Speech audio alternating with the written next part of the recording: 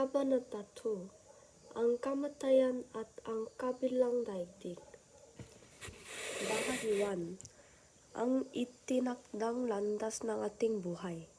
1.1, Ang katawan ay malayo sa buhay na walang hanggan.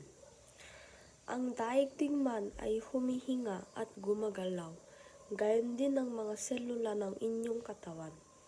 Nais ba ninyong mabuhay ng walang hanggan sa lupa o ibig ninyong mabuhay ng walang hanggan sa isang lugar na kayo ay magiging isang di nakikitang nilalang ng pag-ibig? Kayo ay dapat manirahan ng walang hanggan doon sa isang daigdig na kung saan kayo ay magiging di nakikitang nilalang ng pag-ibig. Maging kung naisin man ng Diyos na kanyang ihayag ang kanyang sarili, hindi ninyo siya makikita mula sa inyong katawang laman. Kaya kailangan ninyong magkaroon ng katawang espiritu. Ang Diyos ang sentro ng espiritu. Sa ganitong dahilan, ibig ng Diyos na kanyang ibigay sa tao na kanyang mga nilalang na tagatugon ang lahat ng bagay mula sa walang hanggang kaharian ng ulirang simulain na kanyang nilikha. 1.2, Ang paraan na nabubuhay ang karamihan ng mga tao. Tayo ay patungo sa isang destinasyon sa nalalaman man natin ito o hindi, maging tayo man ay kumikilos o nagpapahinga. Hindi lamang kayo, kundi pati na ang bansang ito, ang mundong ito, at maging ang langit at lupa ay patungo rin doon. Ang bagay na ito ay katotohanang hindi maikakaila. Saan kayo pupunta pagkatapos ng buhay na ito? Ito ay isang mahalagang usapin na dapat matutugunan ng tao. Lumitaw ang mga relihiyon at mga pilosopiya para matungunan ang mga ito. Kayo man ay hindi makapagkakilala na kayong lahat ay bitag at dala na ng ganitong tadhana. Bagamat laging ganito ang nangyari. Saan naman pupunta ang ating mga katawan at isipan? Saan patungo ang ating buhay at saan ang balak puntahan ng ating puso? Ang ating mga pangarap, mga pag-asa at mga ulirang simulain, saan ang balak nilang puntahan? Kahit na hindi natin kayang tugunin ang mga katanungang ito, tayo ay takdang pumaroon sa anumang dahilan. Magwawakas na ang katawang ito sa sandaling ito ay may libing na sa lupa pagkamatay nito. Kung gayon nga, ang isipan, buhay, puso, ulirang, simulain, at maging ang pag-asang ito ay may lilibing, kayang kasama ng katawan sa araw ng paglilibing? Upang ito ay masagot, kailangan nating naglahad ng detalyeng nilalaman, mga solusyon, at isang malinaw na pananaw. Ang mga santo, mga pantas, at maraming mga tagapagtatag ng relihiyon ay nagsitigil sa pagtahak sa landas ng kanilang buhay. Sinansala ang pakay ng kanilang isipan at mga hilig ng kanilang puso, at nagtatanong sa kanila mga sarili kung saan sila patungo habang sila ay nakikipaglaban sa paglutas sa mga katanungang ito. Napagpasiyahan nila ang katungunan sa mga usaping ito, ngunit wala pa sino man maging sa panahon ito ang may kumpiyansang makakaamin ng ganito. Ang aking katawan ay nanggaling naroon. Ang aking isipan, puso, buhay, at mga simulain ay madaling pumaparoon, kaya ang lahat ng mga nilalang sa langit at sa lupa ay dapat magsiparoon. Inaasam ng mga taong relihiyoso na magwawakas na ang kasamaan ng mundong ito na nagsimula sa mga hangaring magkasarili. Sa paglipas ng mga milenya, labis na kinasabikan ng mga relihiyon ang pagdating ng isang mundong pangmasa, isang nagsusulo at magkakaisang daigdig ng kapayapaan. Sa paanong paraan dapat mabuhay ang mga taong relihiyoso? Dapat nilang mapaikli ang makasaysayang landas na ito at ito ay umnay sa daigdig at sa sansinukob.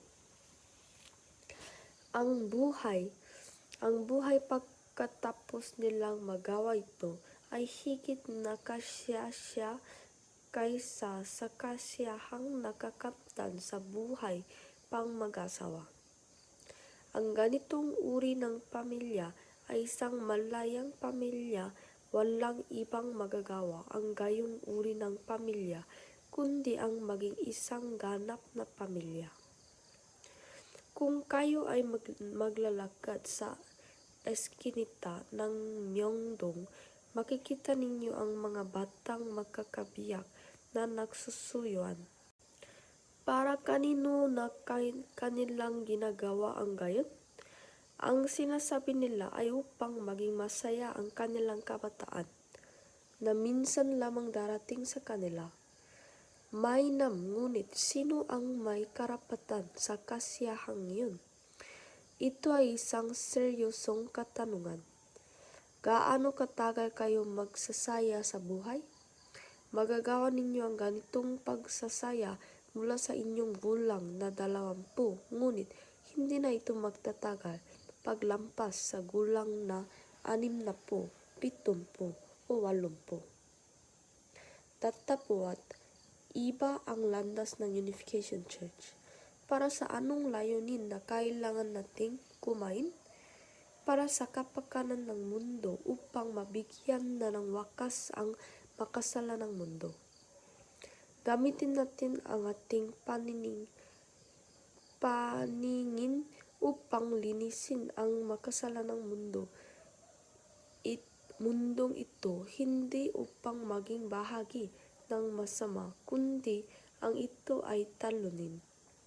Ang ating pakikinig, pag-iisip, paglalakad at pagkilos ay naiiba sa makasalanang mundo. Hindi maituturing ang Diyos bilang isang Diyos na ganap kung kanyang nilikha ang tao na maaari lamang mabuhay ng mga ilang araw at pagkatapos ay papanaw. Nilikha niya sila bilang mamahaling nilalang na kanyang ibig makita at mahalin magpakailanman. Alam natin tayo ang mga katambal na tagatugon ng Diyos na pinagmumulan ng kasiyahan. Gaya ng siya ay walang hanggan, tayo rin naman ay dapat maging walang hanggan. Ang Diyos na walang hanggan ay umuugnay sa daigdig na walang hanggan.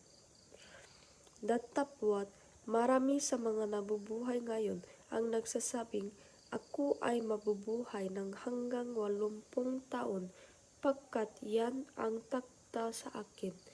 At kung ako ay papanaw na, ito na ang wakas nito. Ngunit sa kurso ng kasaysayan, mayroong mga taong malalim na nag-isip-iisip kung paano magkaroon ng immortal na buhay. Sila ay nangang-iisip kung may paraang hindi mamatay at mabuhay ng walang hanggan. Habang ang tao ay nananatili sa ganitong simulain, ay lalo lamang sila nag-iisip at nagtatanong sa sarili ng, ano ang kahulugan ng buhay? Bakit ipinapanganak ang tao at pagkatapos ay aalis na lang ng kusa katulad ng mga manlalakbay? At sa huli, kanilang napagtanong, ang buhay ay paghihirap. Ito ay katulad ng pagtubo at pagkalanta ng isang damo.